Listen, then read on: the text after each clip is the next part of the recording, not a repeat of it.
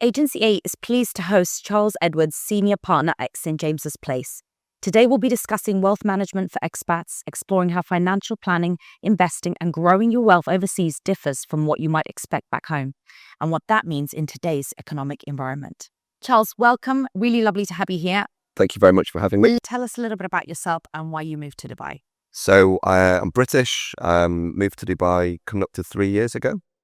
Prior to that, I lived in Singapore, where I set up a wealth advisory business, specifically to assist expats in achieving objectives. I moved to Dubai because I felt I could make a difference here. I feel the market is relatively immature when it comes to people planning for the future. So I'm here to help, offer my knowledge and experience and hopefully make a difference. Why do you think so many expats in the Middle East earn well but still struggle to build long-term financial wealth? Look, it's a question that I get asked all the time. And in answer to that question, there doesn't seem to be any real thought process for planning for the future. People earn very well here, but there's a big difference between high incomes and wealth creation. So like all things, without a plan behind it, you can earn well, but you can also miss many opportunities as a result of that. So, my job really is just to sort of resonate with what clients are struggling with. Lifestyle inflation, I'm not sure if you're familiar with what that is, but lifestyle inflation here is a big cause for why people don't save for the future, because as incomes increase, promotions happen, people move jobs. What that ultimately means is people just start spending more. They're not necessarily saving more. They're just buying the next car, the next watch, the next gym membership. So there's very little money left over for the future planning. And that's exactly what you do. So you sit with clients, look at what they bring in and how they can distribute that well. I do. So what I do in a nutshell is I help clients make smarter decisions when it comes to making long-term financial decisions. So, I would sit down and I would ultimately help someone define what their objectives are. We'd then implement strategies, and then my job becomes a relationship manager. So I meet with clients periodically, make sure there's any changes that need to be made, updates on the markets, effectively holding their hand through the process, hopefully for the medium to long term. Okay. What are the biggest financial mistakes that you have seen expats make? Many here. Mostly it's down to the lack of knowledge of what to do when people make money. People get a significant bonus and it starts to then play on their mind because they need to ultimately, use that money some way. So property is obviously one of the biggest opportunities for people to invest in here, which is fine. But I've met people where all of their entire wealth is in property. And as we know, property isn't a liquid asset class. Yes. So if you need to sell it, it's only worth what someone's prepared to pay for it. So I'm an advocate of property, but there's so many other things people can invest into that would complement property. People don't have emergency funds. People don't seem to know what an emergency fund is. I mean, really, it's just instant cash that's made available if you have, an unexpected expense. People don't have such a thing like that. Right. People spend, there's so many things that it's very easy to spend money here in Dubai. Absolutely. Very easy. So my job is perhaps to be sort of the advocate of what else we could do with the client's best interests in mind for the longer term. And you mentioned potentially, obviously, investing money in other things. What kind of things are we talking other than property? Well, look, I've been working now for the company that I operate with for 12 years. We have a range of different portfolios and different investment strategies, which would give clients access to global opportunities. And when I say global opportunities, I'm talking about businesses, listed businesses. So yes, shares, but those shares are managed by the fund managers that we choose to work with. And they're the guys that are making decisions of investing into these companies.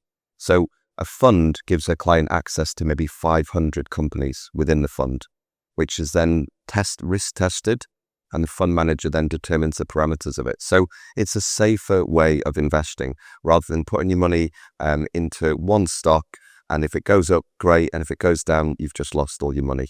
So that's what we do. There's something called an ETF, which is basically like a passive strategy. It will just track an index. So obviously everyone talks about the S&P 500 because it's done very well for the past decade. but it's predominantly focused around technology. And my question to the client always is, what happens if technology starts to fade? Then what happens to your money? So we believe in just investing a bit into Europe, a bit into UK, emerging markets, US, Japan. I mean, would you believe it? At the moment, Korea is the best performing index for the year. Really? Yes, it's done. Didn't know that. It's done 37% for the year. Okay. Right, when the relative markets are relatively flat. So, one other point I would say is people don't protect themselves from unexpected consequences here. So, what I mean by that is people will insure themselves when they go on holiday for 2 weeks. Right. But they don't insure themselves against loss of life or an implication to their health. And of course, if you're not able to work anymore, how are you going to pay your bills? How are you going to pay your mortgage? How are you going to plan for your future? So by having a form of protection in place, it just gives people a bit of comfort and peace of mind. Absolutely. Totally agree with you. Okay. Do you believe that the Middle East is one of the best places in the world to build long-term financial wealth? I do, if it's done in the right way. Okay. I mean, look, you and I have been working together for a while. Agency A are fantastic at what they do.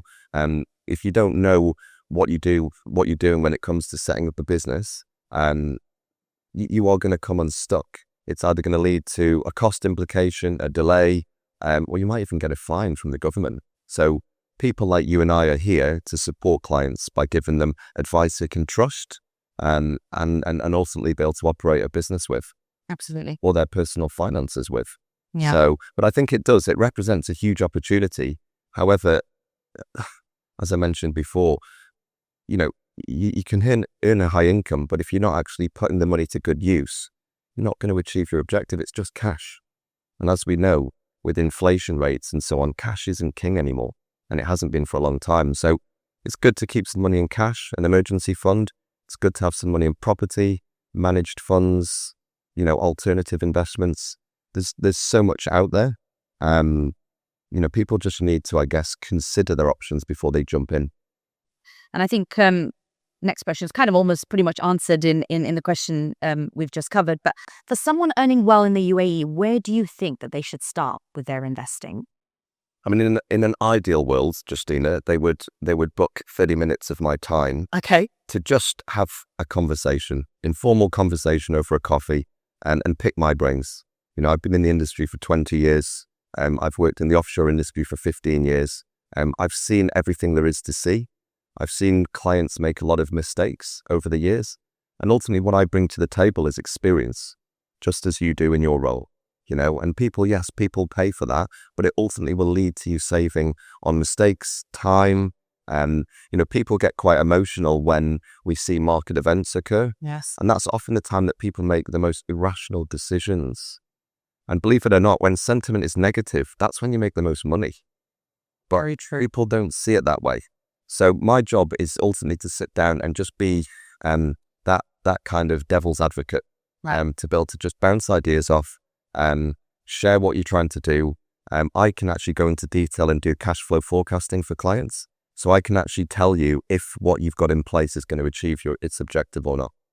And it's very, very powerful when you can say to a client, in 15 years' time, do you have enough money to retire? Because if you don't, one of two things is going to happen.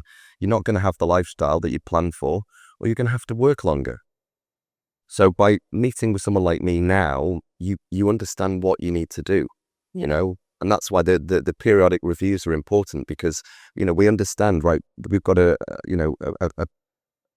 political tensions are going on in the Middle East at the moment. What do we need to do differently? Is it a good opportunity to add? It actually is.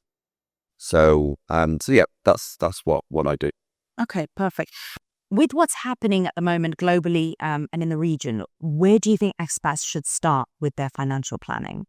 Okay, so there's probably several answers to that question, but the three things that people should be really focusing on at the moment is, we obviously have a situation with Iran and the US, and a very small piece of water that is playing a significant role in the cost of people's living and how that's likely to appreciate in the coming months.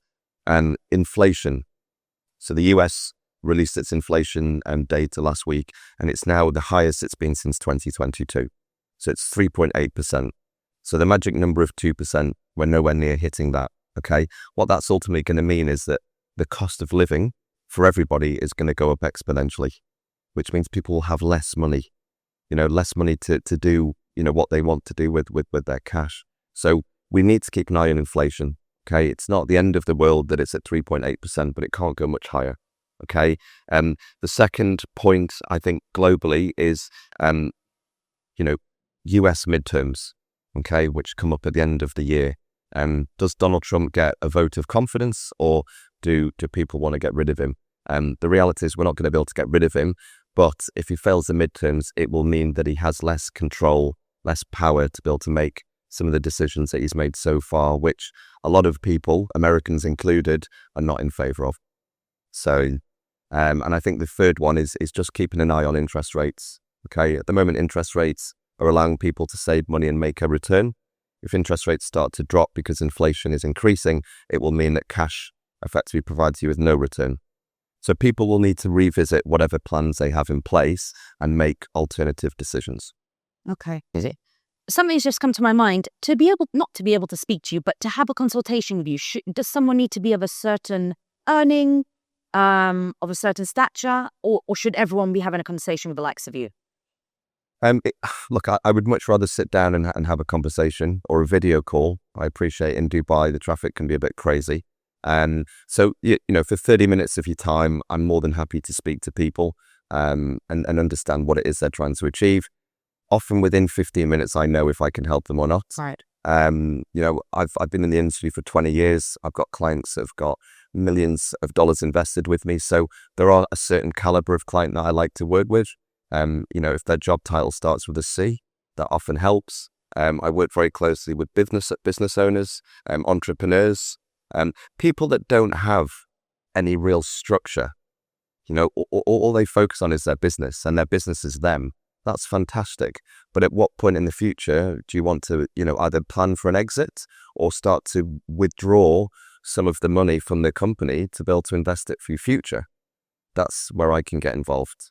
Create a structure, create a foundation that they can trust and commit to, and ultimately they'll then reap the benefits in the future.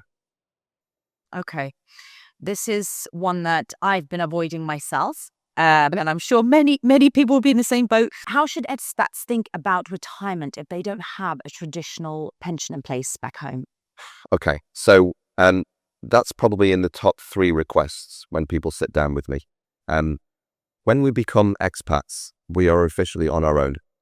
Okay, nobody tells us that, but from a financial planning perspective, you're on your own, right? You can earn as much money as you want, work out whatever tax you need to pay, but there is nothing that you have access to that's going to allow you to save for retirement. Okay, so pensions are non-existent here. They're non-existent in Singapore either. So what people need to do is find an account, a strategy, and hopefully an advisor that they feel comfortable working with, that they can decide on a certain amount of money every month or every quarter or annually that they feel comfortable putting away into an account that will travel anywhere in the world with them. Right. Okay, so there's a tax planning piece that goes with that as well. Obviously, at the moment, people are paid in dirhams here. So in Singapore, it's Singapore dollars, sterling in the UK.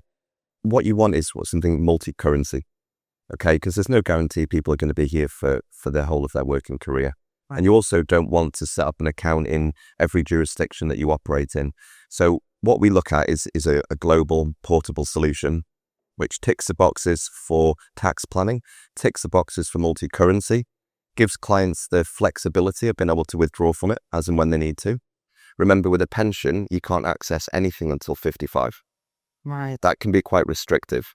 And with the current Labour government, what they've now said is that from April 2027, your pension in the UK is going to form part of your estate, which means it's liable for 40% inheritance tax. That's causing major inquiries coming to us at the moment. What do I do about it? How can I avoid it? Unfortunately, the reality is in the UK, you can't avoid it. If you're here in Dubai, you can, because if you are over the age of 55, you can actually withdraw 100% of your pension and transfer it into a different account where it doesn't sit in the UK. And that way you're mitigating IHT. Okay. But again, that requires regulated advice. And that's exactly the sort of advice that I would provide. So if someone's in that position, they can come to you and you can help them put all that pension together. If it's littered all over the place, let's say they worked in the UK for God knows how long, they moved here, they don't know where anything is, that you can help them with that. That's one of the arduous jobs that I get involved in. But yes, we can help with that. We can consolidate it. And depending on their age, if they're not 55, we can consolidate it. Okay, so if you've got 5 different schemes and it becomes one, it's more cost effective to run. The returns are likely to be better because it's a bigger amount of money, and they know what's going on with it. One password, one username, one advisor. Yeah, if they're over 55, they absolutely can lift the pension out of the UK. But again, there are certain caveats with not going back to the UK within a certain time frame. Yes. So it requires advice. It's not something you can do on your own. That's what we're here to help with. Okay, fantastic. Charles, what's the one piece of advice that everyone knows but almost nobody follows? If I had $1 for every time I met someone that said they wished they'd started earlier, then I would be a very wealthy man. Really? Because people I'll get around to it next week, next month, and then next year. I'm one of those people. Next year. So it's a bit like going to the dentist, right? You know you need to do it, but you'll put it off until you get a toothache. It's exactly the same with your finances. Some clients embrace the cash flow forecasting, so they know exactly what they need to do and when they need to do it by. Others, unfortunately, just bury their head in the sand and next time. The reality is, the longer you leave it, the more expensive it becomes. That's the reality of it. So I would also say that people should commit to whatever it is they choose to do. Don't do something for a year and, oh no, I'll do something else now and I won't do anything now. The whole idea of people making money is that they're consistent and they invest during the good times, during the bad times. And if you look at any chart over the past 10, 15, 20 years of different asset classes, equities, property, bonds, cash, equities, despite all of the volatility, have outperformed by almost double. Really? So it's not a myth, it's the reality. I've been through 5, 6, 7 financial crises now, and I've seen how people make money. And it's the ones that just stay calm, don't get emotional, yes, and stick to the plan. They're the ones that succeed. Okay. Yeah. How has the current situation affected your business and the relationships with your clients? Well, this one, no. Okay. Not this time. I think, look, the Russia-Ukraine situation that happened in 2022 was far more severe. Right. We haven't had a war for some time. That really spooked people because we had no idea how long it was going to go on for and how serious it is. The current situation, and if you look at the stock market doesn't seem to care. Now, I'm slightly skeptical about that because I think as we move towards Q3 of this year, I think supply chains will be put under pressure. I think we will start to run out of key supplies such as oil, jet fuel, and that is ultimately going to put a strain on the economy. So, but as things stand, people are calm. And they're calm because they've been through so much already. And if a portfolio is tested and it delivers, there is no reason to make any wholesale changes to it. So yes, I'm receiving new inquiries, maybe not so many from the UK right now as I did before, what happened in February, but people still need advice, and it's when markets are not doing very well that people need more advice. The reality is there's no difference. I don't flick a switch. The portfolios are designed for resilience, for long-term gain, and sometimes you've got to go through short-term pain. But at the moment, we're not seeing it. So, long may it continue, but the skeptic in me says that something will most likely happen later this year. Okay. Charles, thank you so much for joining us today. I think there's been some extremely useful information that has been given. How can people find you to book that 30-minute consultation with you? Okay, so I'm very active on LinkedIn. So I'm posting content 2 or 3 times a week, not specifically on what I do, but just on topical areas. Property at the moment is one thing I'm talking about. I've got a website that people can find me on. And I'm also contactable on mobile phone as well. So my office is in the DIFC, so we're regulated by the DFSA. So if anyone's in the DIFC and they just want to contact me and have a coffee, more than happy to do that. Perfect. Charles, thank you so much for joining us today. We will include all of your information down below, telephone number and email address, so that clients can reach out to you and book that 30-minute consultation. Thank you for having me. And by the way, love the new offices. Thank you. They are awesome. Great location, very rustic feel to it. And I might pop down here and work here myself. Anytime. You're welcome to come by anytime. Thank you. Thank you so much. Appreciate that.